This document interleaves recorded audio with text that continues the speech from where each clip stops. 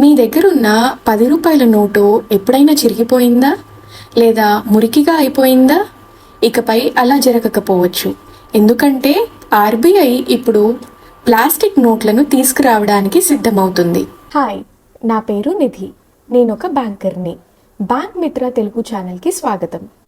మీ చేతిలో ఉన్న 10 రూపాయల నోటు, 20 రూపాయల నోటు కొంతకాలం తర్వాత చూస్తే పేపర్ నోటు కాకుండా ప్లాస్టిక్లా కనిపించే నోటు ఉండొచ్చని మీకు తెలుసా? అవును, మీరు వింటున్నది నిజమే. ఆర్బీఐ 10 రూపీస్ అండ్ 20 రూపీస్ విలువ కలిగిన పాలిమర్ బ్యాంక్ నోట్లను ప్రయోగాత్మకంగా తీసుకురావడానికి ముందుకు వెళ్తుంది. అయితే ఇక్కడ ఒక ముఖ్యమైన విషయం ఉంది. భారత్లో ఉన్న అన్ని పేపర్ నోట్లు వెంటనే ప్లాస్టిక్ నోట్లుగా మారిపోతాయని కాదు. ప్రస్తుతం ఇది ఫీల్డ్ ట్రయల్, అంటే ముందుగా ఎక్స్పెరిమెంట్ చేసే దశ. ప్రభుత్వం 10 రూపాయల పాలిమర్ నోట్లు 100 కోట్లు, 20 రూపాయల పాలిమర్ నోట్లు మరో 100 కోట్లు, మొత్తం 200 కోట్ల నోట్లను ఫీల్డ్ ట్రయల్స్ కోసం అనుమతించింది. అసలు ఆర్బీఐ ఎందుకు ఈ మార్పు గురించి ఆలోచించిందో తెలుసా? మన రోజువారీ జీవితంలో ఎక్కువగా చేతులు మారే చిన్న విలువల నోట్లు, ముఖ్యంగా 10 రూపాయలు, 20 రూపాయలు త్వరగా పాడవుతాయి. చేతుల్లో ఎక్కువసేపు ఉండడం, తేమ, దుమ్ము, మడతలు, నీటిలో తడవడం, వీటి వల్ల పేపర్ నోట్లు త్వరగా చిరిగిపోయే అవకాశం ఉంటుంది.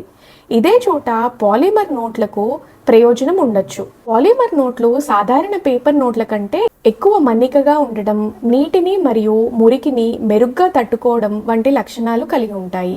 అంతేకాదు, వీటిలో ప్రత్యేకమైన సెక్యూరిటీ ఫీచర్స్ పెట్టడం ద్వారా కౌంటర్ఫీట్ కరెన్సీ, అంటే ఫేక్ కరెన్సీని ఎదుర్కోవడం కూడా ప్రయోజనంగా ఉండొచ్చు. ఇలాంటి పాలిమర్ కరెన్సీని ఇప్పటికే కొన్ని దేశాలు ఉపయోగిస్తున్నాయి. ఉదాహరణకి యూకే, ఆస్ట్రేలియా, కెనడా వంటి దేశాల్లో పాలిమర్ బ్యాంక్ నోట్స్ ఉన్నాయి.